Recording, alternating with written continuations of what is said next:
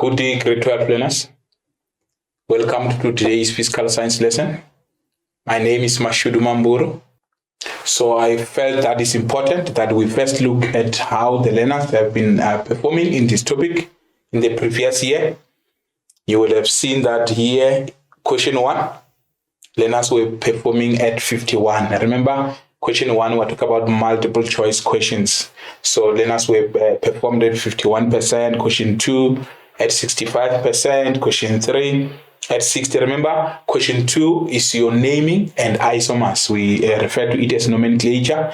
And then question 3, that is your physical properties. Remember, learners, we do 3 physical properties, which is your melting point, your vapor pressure, and your boiling point.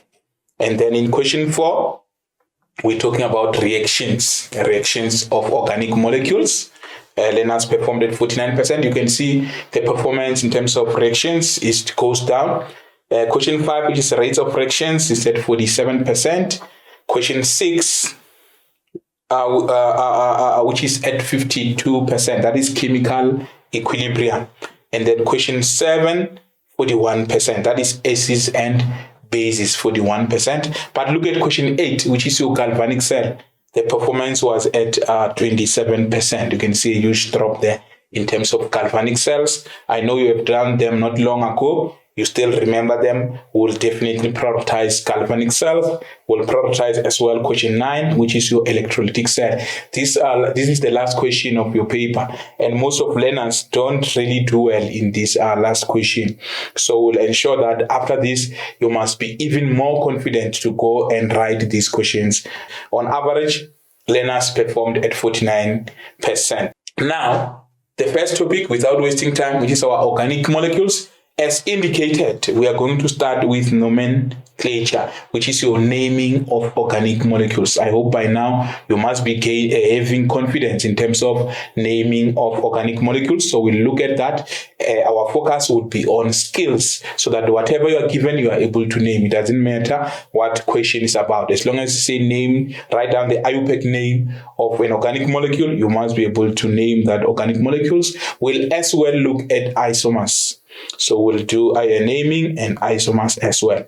And then we'll look at physical properties. I've already indicated that we focus on 3 physical properties, which is your melting point, your vapor pressure, and your boiling point. So those are the 3 physical properties that we do. So we're going to look at the factors that affect these 3 physical properties. And then we're going to look at that, and then we're able to move. So I hope you will, when you leave this lesson, you'll be happy and be able to go and write question 3 and get all the marks that you can collect. Nothing is difficult here. You just have to have a conceptual understanding. And then we're going to look at organic reactions.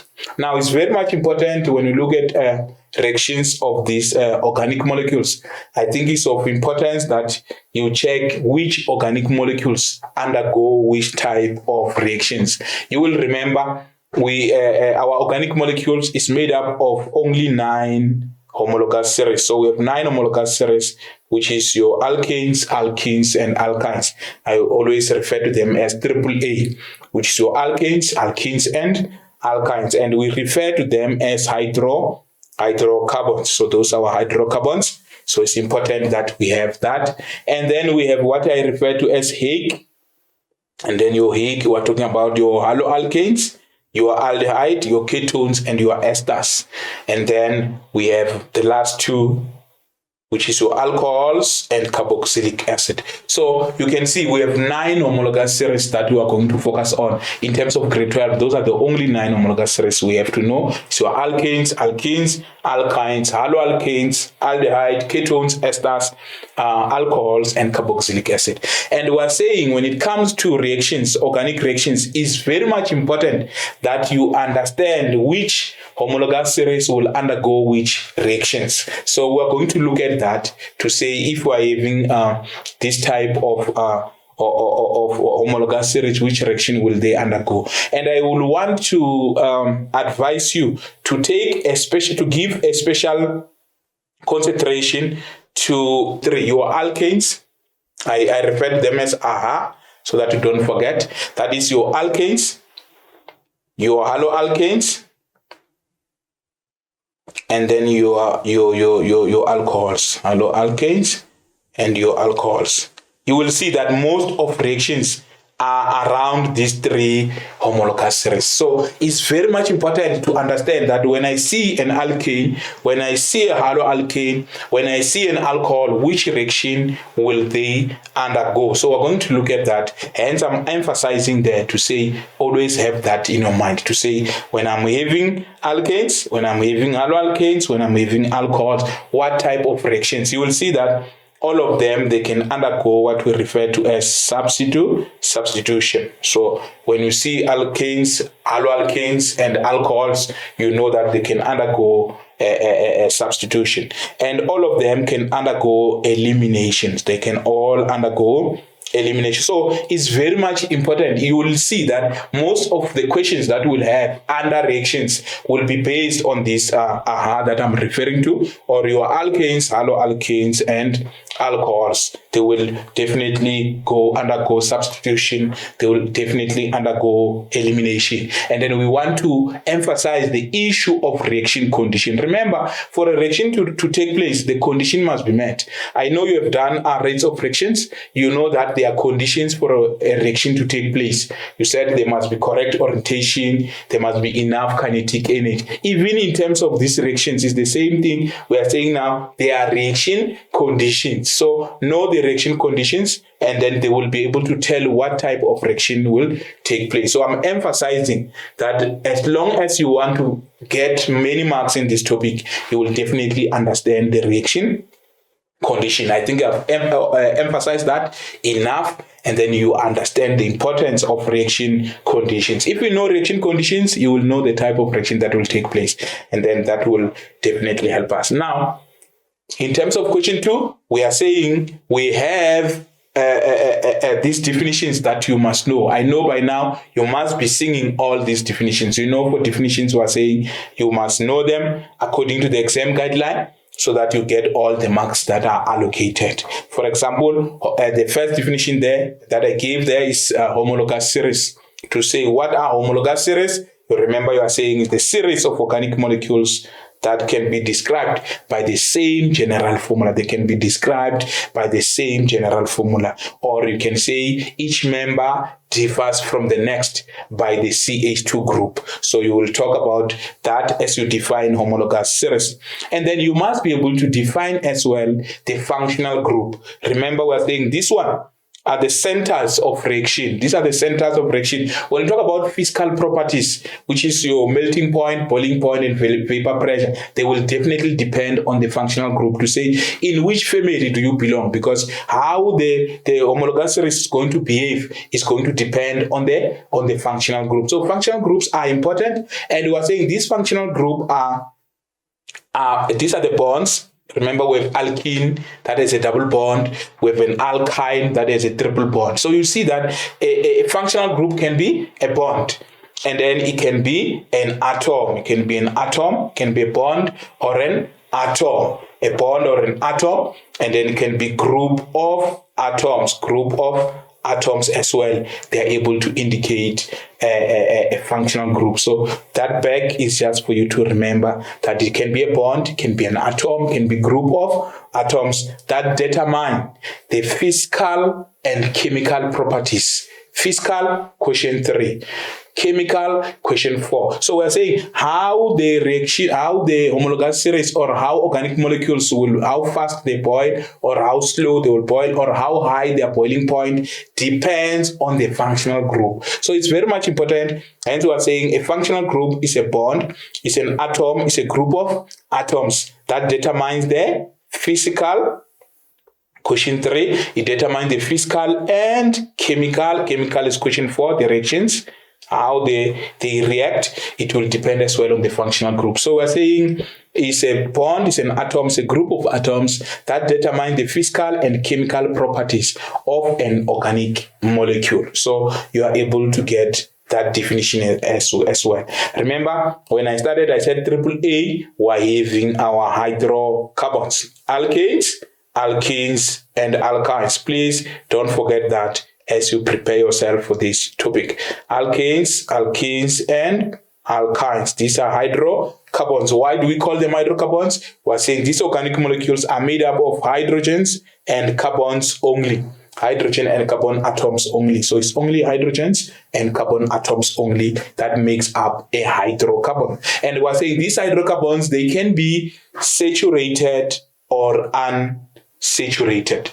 So the hydrocarbons can be saturated or unsaturated. So you are able to know that when we say they are saturated, we are saying they have no multiple bonds between carbon atoms. Please, always let's use the definitions from the exam guideline. When we say saturated, we are saying they have no multiple bonds between carbon atoms. When we say unsaturated, your alkenes and alkynes, they are unsaturated, which means that they have a double bond between carbon atoms. So be able to differentiate between saturated and unsaturated. And our exam guideline has made it much easier because we're saying saturated have no multiple bonds between carbon atoms. Unsaturated have multiple bonds between carbon atoms. But don't make a mistake of just saying saturated, they have single bonds and you leave it there. Unsaturated, they have double bond or triple bond and leave it there. No, you must be able to say saturated have no multiple bonds between carbon atoms. Underlined the between carbon atoms because that double bond must be between carbon atoms. For it to be unsaturated, the double bond or triple bond must be between carbon atoms. Now, when we are done with that hydrocarbons, which is your alkenes and alkynes. Remember, alkanes are saturated, which means they have no multiple bonds between carbon atoms. Now, we're going to look at the isomers.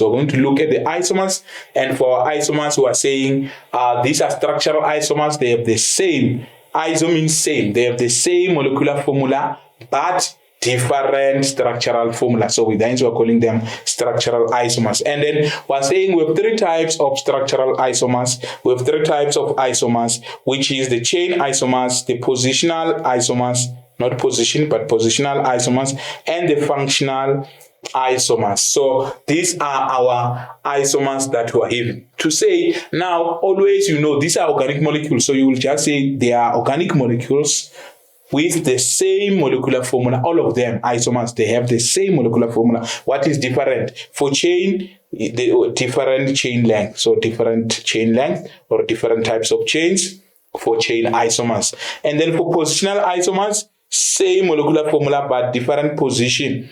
Please remember the different position is three things that have different position. I know that you might be used to say they have the same molecular formula but different functional group. No, you must mention all the three of them. They have the different position of the side chain, of the substituent, and of the functional group. Please write the correct definition according to the exam guideline. So please ensure that for positional isomers, we're saying the organic molecules have the same molecular formula but different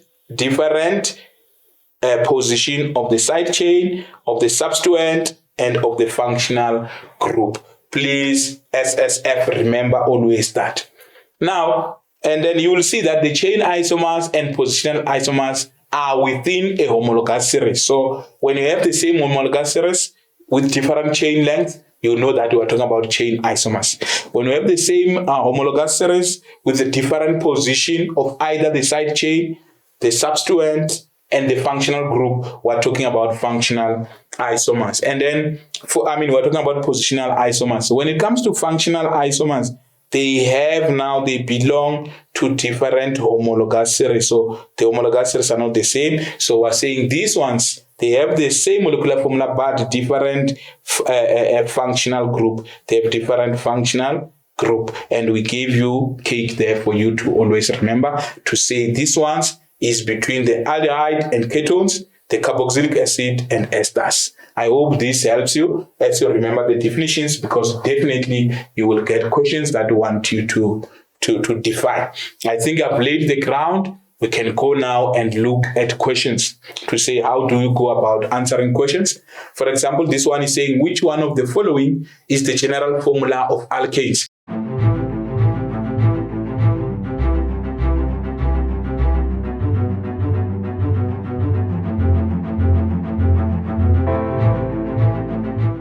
Now we have 9 homologous series. The expectation is that you must know all the 9 general formulas for those 9 homologous series. Please ensure that you know all of them. We had alkanes, alkenes, alkynes, haloalkanes, aldehyde, ketones, esters, alcohols, and carboxylic acid. And we are saying to you, know for alkanes, for example, know that alkanes is CnH2n plus 2. So we have everything. That is the richest one. If you look at alkanes, they have maximum number of carbons and hydrogens. And then when it comes to alkenes, we are saying now for alkenes, we're going to remove 2 hydrogens to form alkenes from alkanes. Then definitely it will be CnH2n. And then for alkynes, we remove another further 2 hydrogens. Then it becomes CnH2n minus 2. Haloalkanes, we are removing, or we are substituting one hydrogen. You know the reaction substitution. When you substitute 1 hydrogen by a bromo or a chloro, a group 17 element, so you get a haloalkane. These are alkanes of special kind because they have halogens. So it's a haloalkane, and then we are saying a haloalkane, it will still be CnH2n plus, but it won't be plus 2 because we are removing 1 hydrogen. So it will be plus 1. And then where the halogen is, we put X. Remember, X stands for halogens, hence we call them haloalkane. So you just look at the alkane, CnH2n plus 2, you remove 1, then we have CnH2n plus 1, then you put X for halogens, and then that is our haloalkanes. And then when it comes now to our aldehyde is now CnH2nO. So you can see that we are removing 2 hydrogens from the alkanes. We are putting 1 oxygen, which shows you that there must be C double bond O there. There must be C double bond O in aldehyde. And then ketones as well. Ketones, it will be CnH2n. Don't forget the N there. Is CnH2nO. So you can see that the general formula for aldehydes and ketones, it is the same. Definitely is a message to yourself. Hence we are saying aldehydes and ketones, they are functional isomers. As long as they have the same molecular formula, they will definitely be functional isomers, because you can see that. And then we have what we refer to as esters. And for esters, we are saying now we're talking about now 2 oxygens, CnH2nO2. The same with carboxylic acid is CnH2nO2. So what am I saying? I'm saying that alcohols, they have CnH2n plus 1 OH. Don't forget the 1. Because Leonard just write OH and it becomes wrong. So those are general formulas, and definitely the expectation, you know all of them, because one of them, if you find any question that want you to use that, you are able to do that. Remember, when we give you the number of carbons, you can come and substitute N there to get the molecular formula. So you are able to move like that. I hope that helps you and reminds you, because this is the foundation that you are building these organic molecules on. So if you don't know the general formula, which is now the basic building block in terms of these organic molecules, you will have a problem. Make sure that you understand all those general formulas. And then the question was for alkanes, and then we know that for alkanes, it must be CnH2n plus 2. So CnH2n, we said is alkenes, because we have removed 2 hydrogens from the alkanes. CnH2n minus 2, we said is alkynes. And then CnH2n plus 2 definitely is an alkane, is saturated.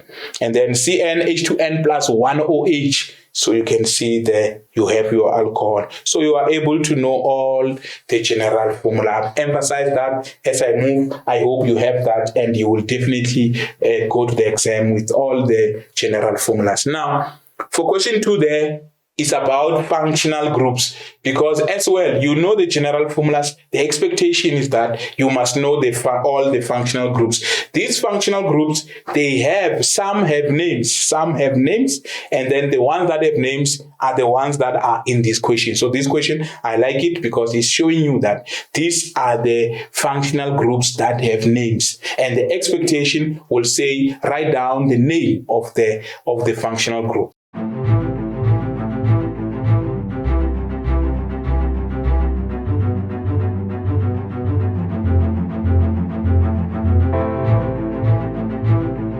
Now the question was name of the functional group of alcohols. So this question is based on alcohols.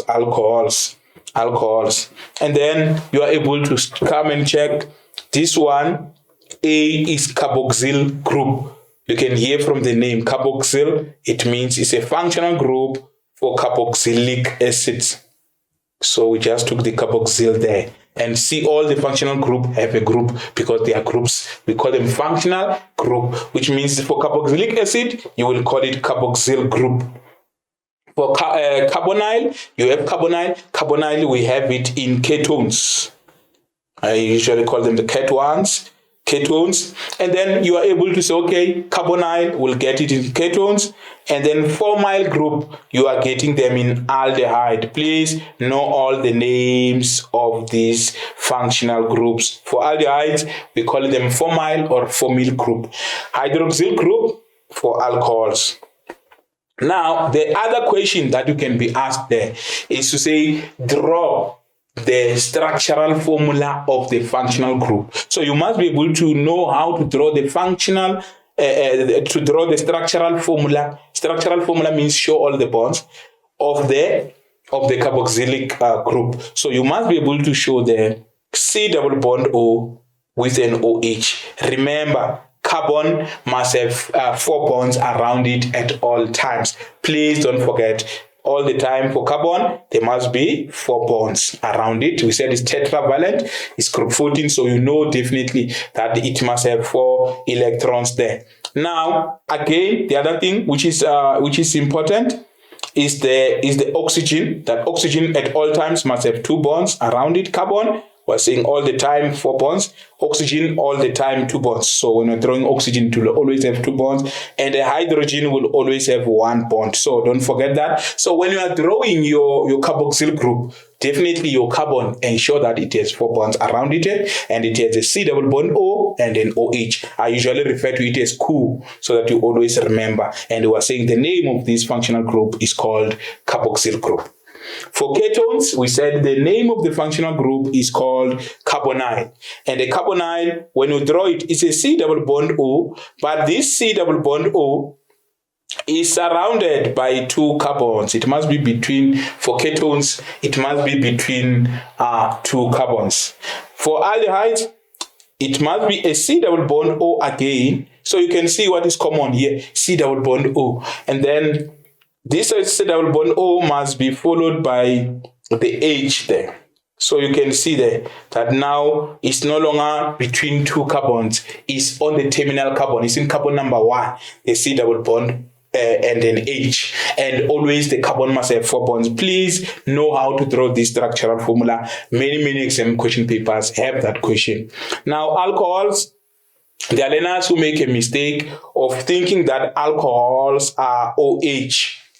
Alcohol, the functional group is not OH, but the functional group is the carbon bonded to the OH like that. So please, when you say draw the structural formula of the functional group for hydroxyl group, for alcohols, definitely it must be carbon. So you can see there is something in common. All these functional groups, they have carbon.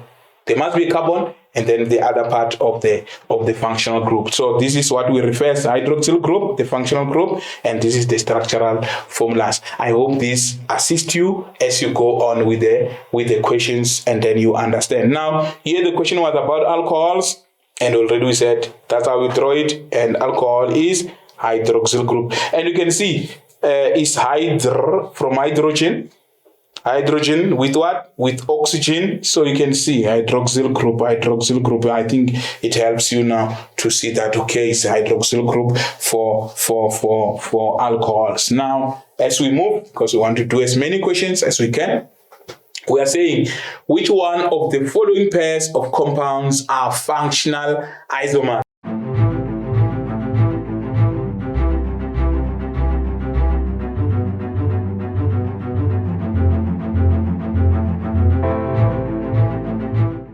When you see functional isomers, you always remember cake, that we have the carboxylic acids and esters. We have the aldehyde and ketones. And remember, carboxylic acids and esters, they have two oxygens. So it's CnH2nO2, CnH2nO2. So I always emphasize this EC.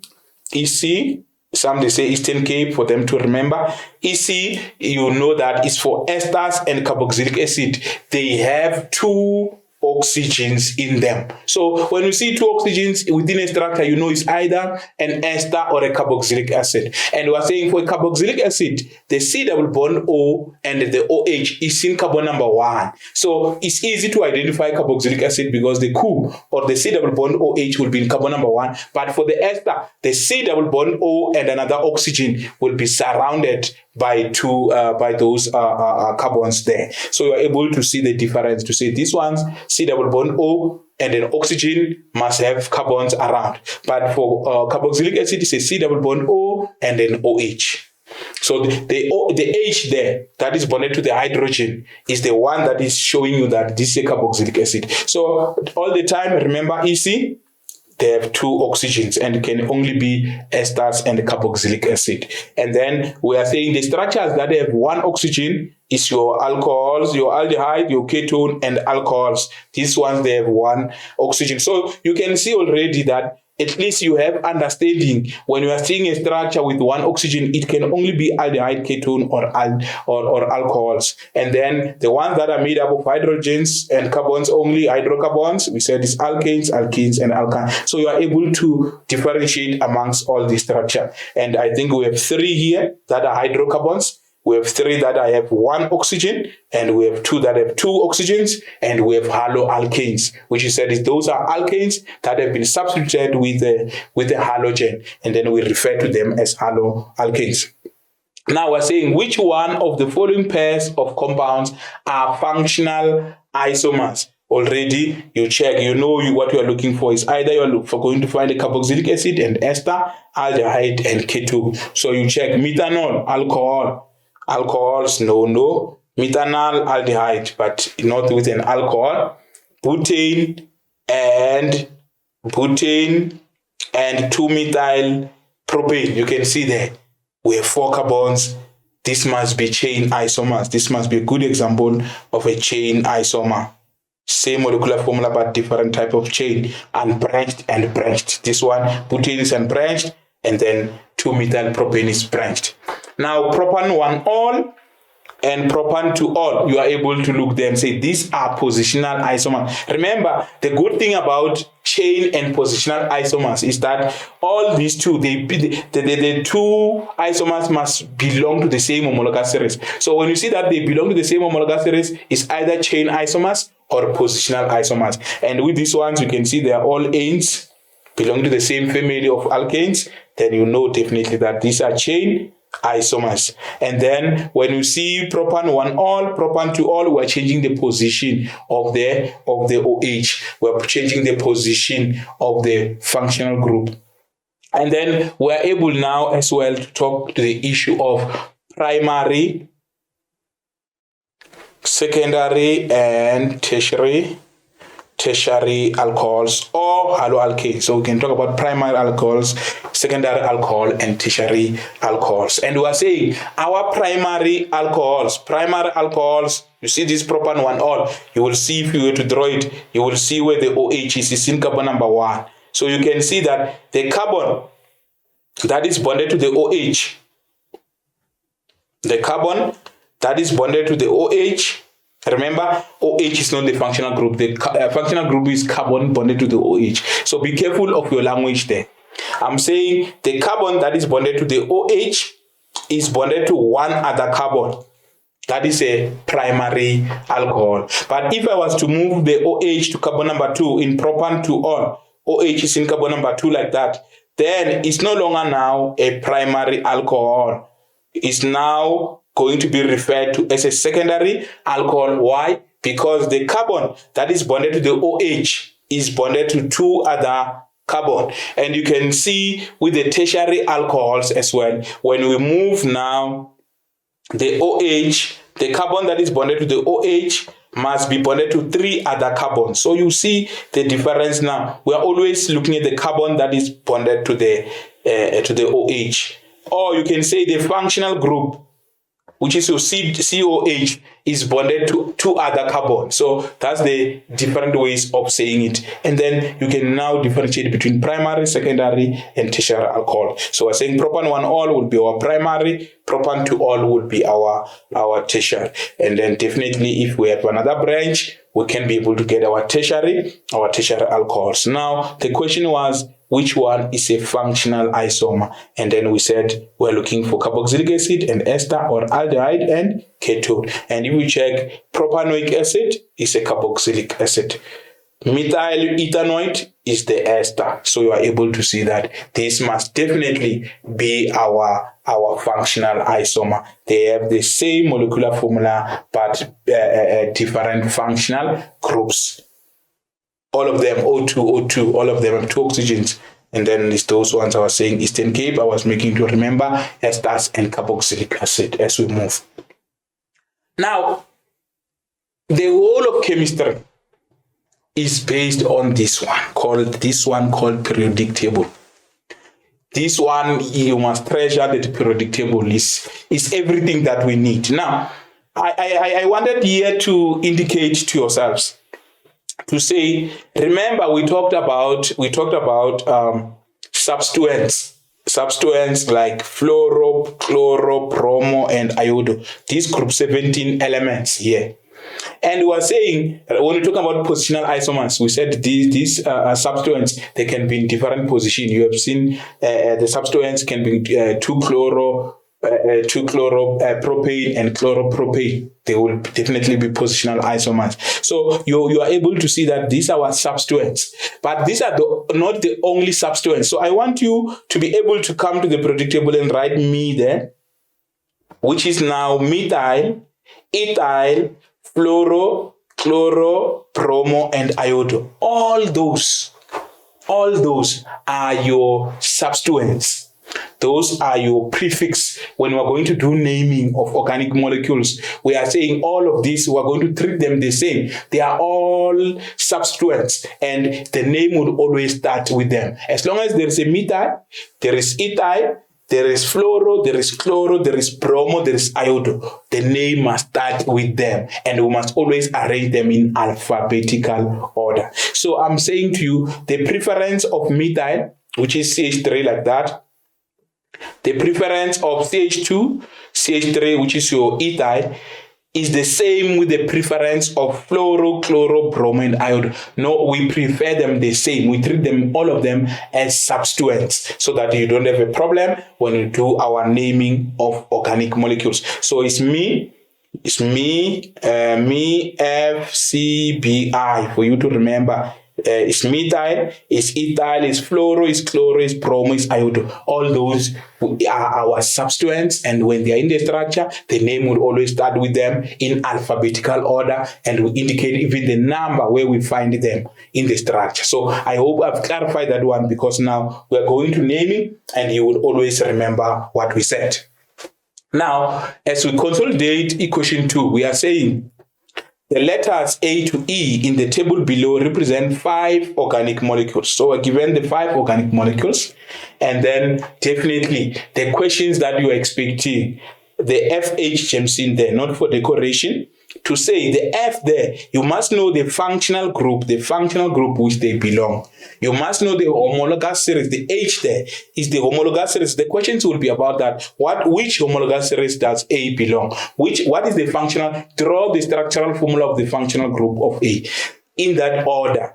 General formula, the GE there is for general formula. To say, you must know the general formula for all of them. You must know the molecular formulas. You must know the structural formula, condensed structural formula. I can't emphasize this better.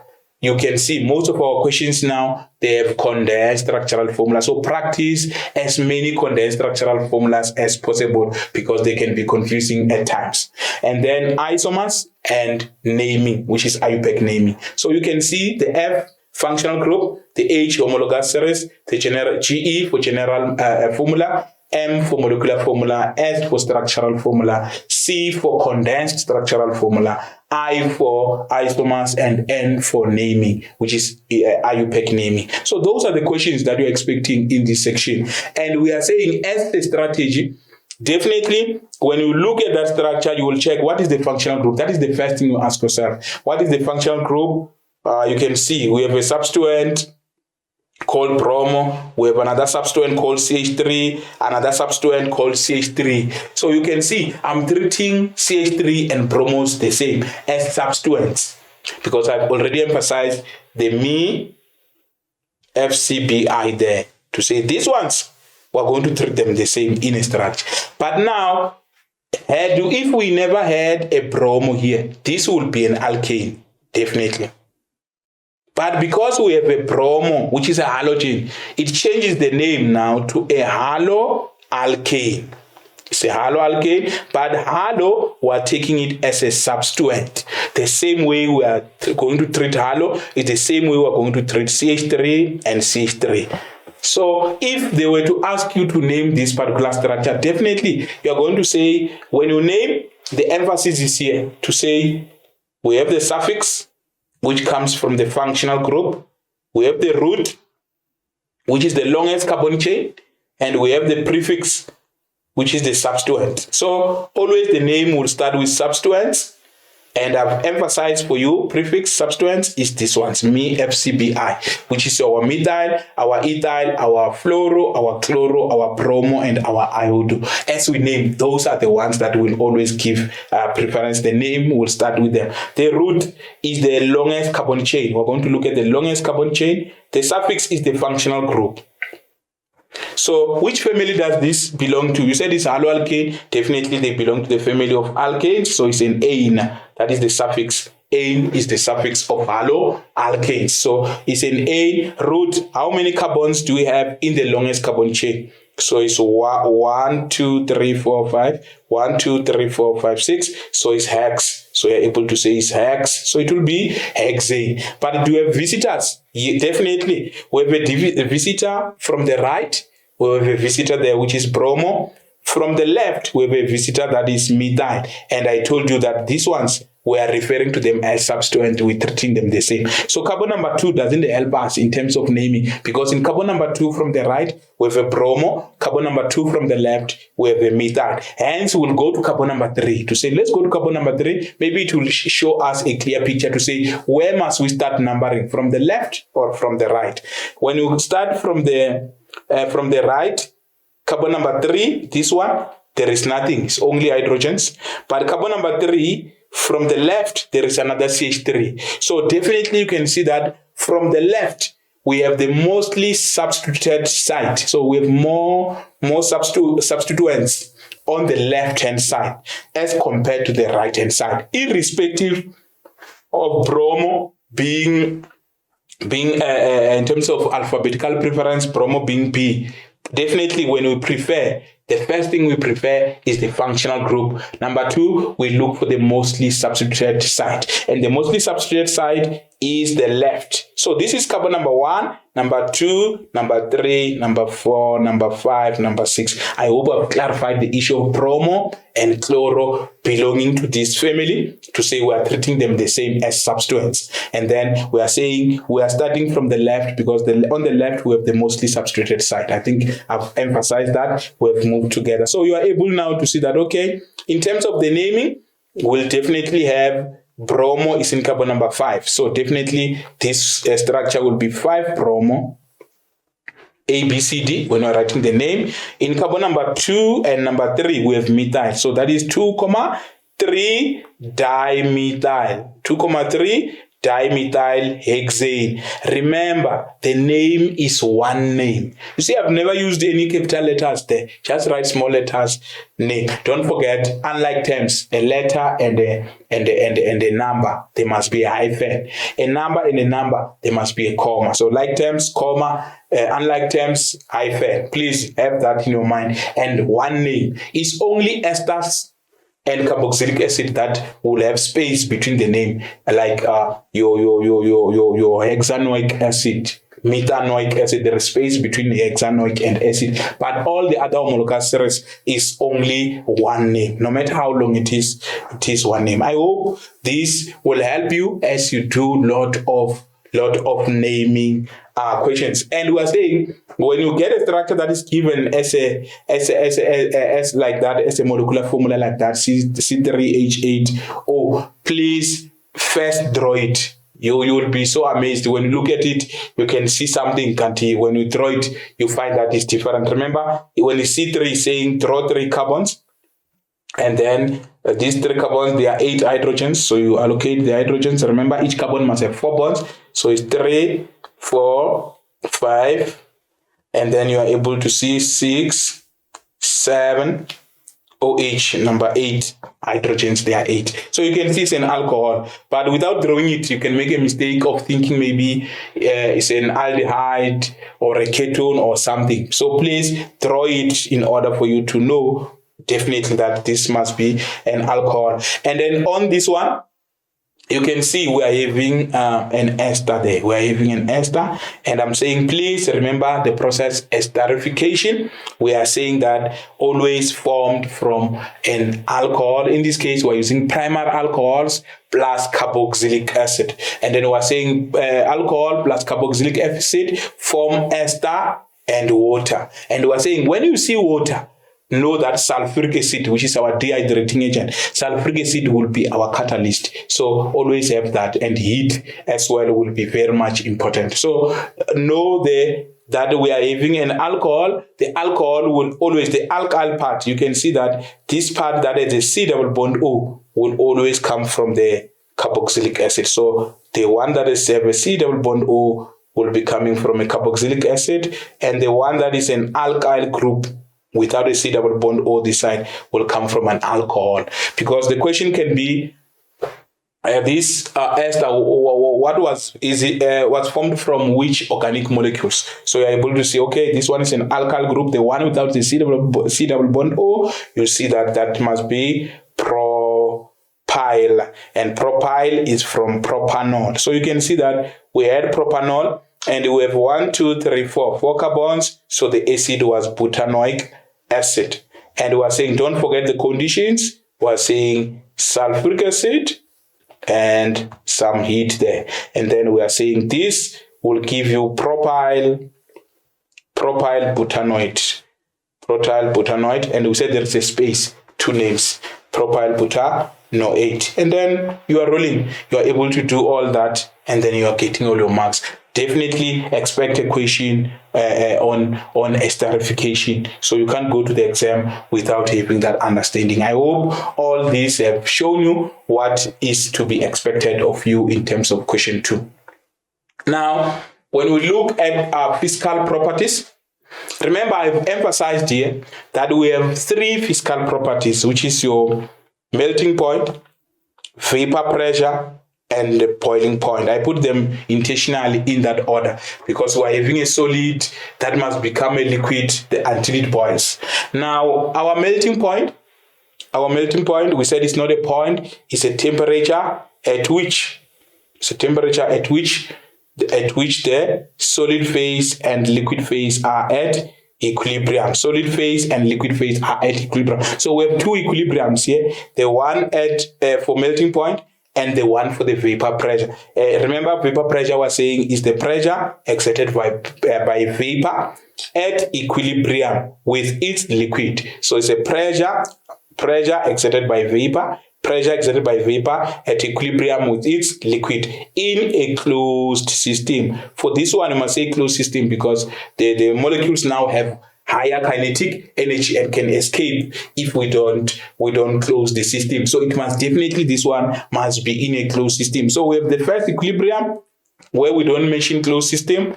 Second equilibrium of vapor pressure, we mention it.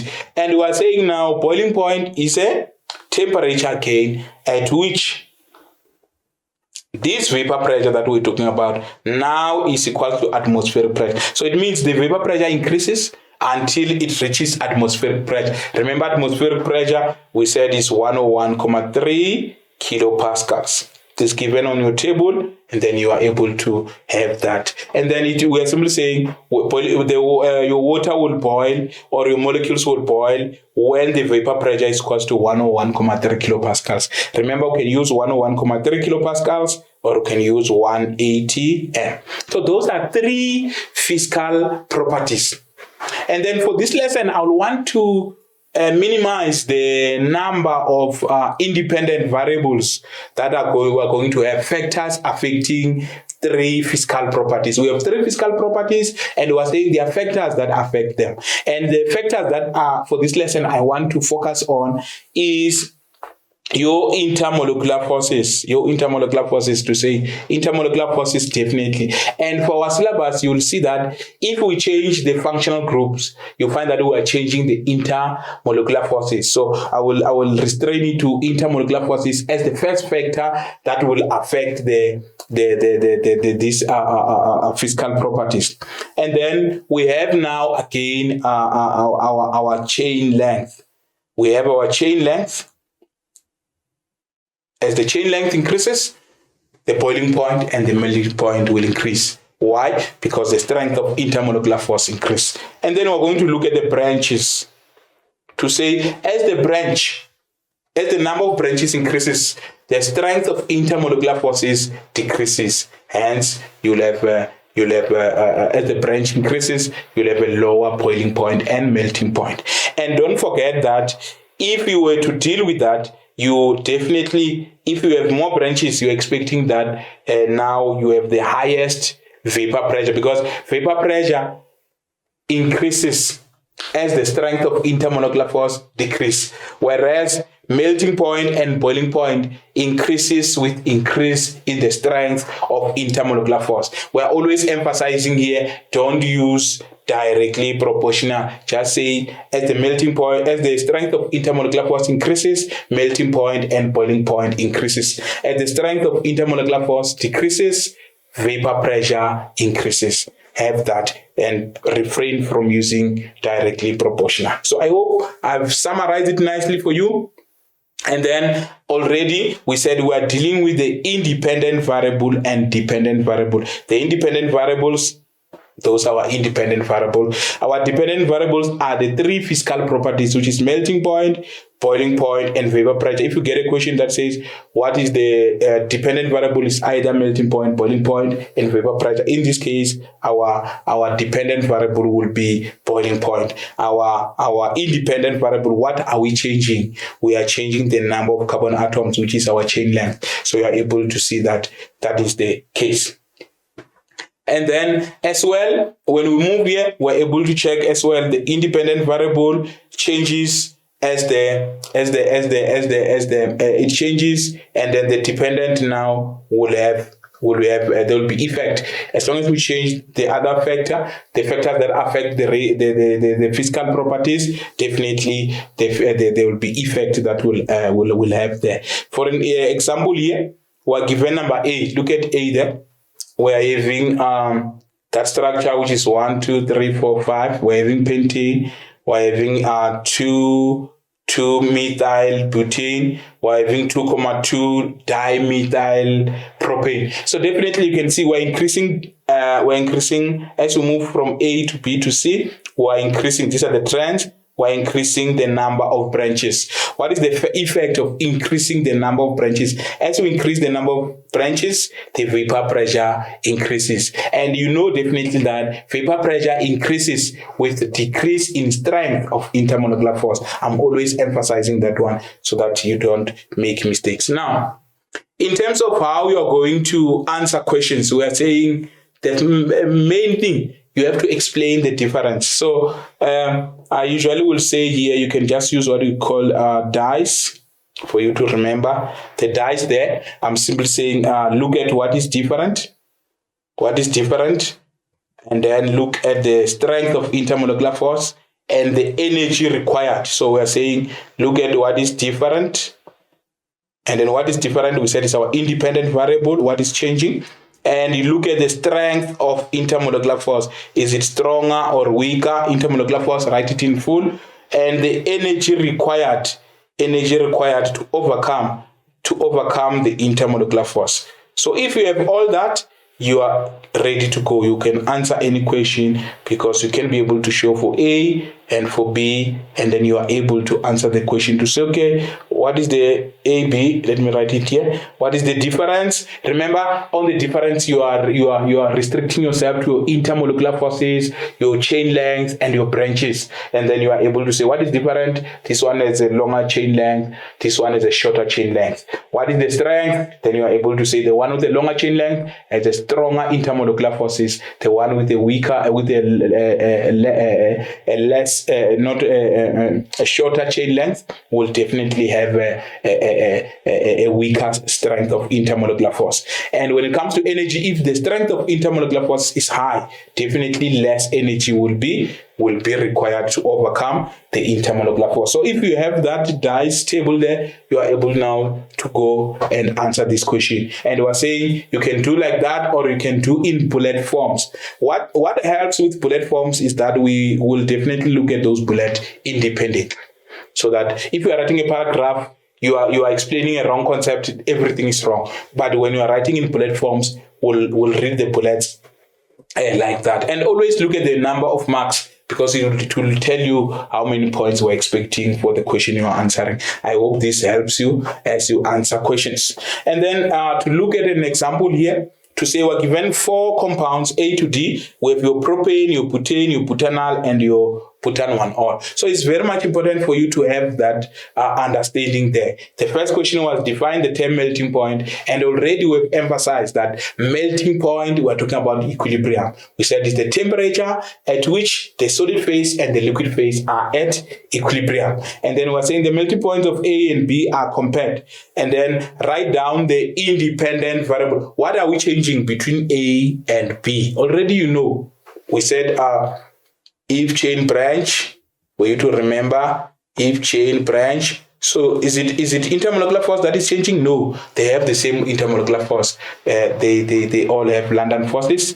Is the chain length that is changing? Yes. Propane, shorter chain length. Butane, longer chain length. So you're able to see that independent is what are we changing? We're changing the chain length. So the molecular mass is definitely different. And then the question will say, indicate the difference. You're able to do that. So as given, define melting point. You're able to define it.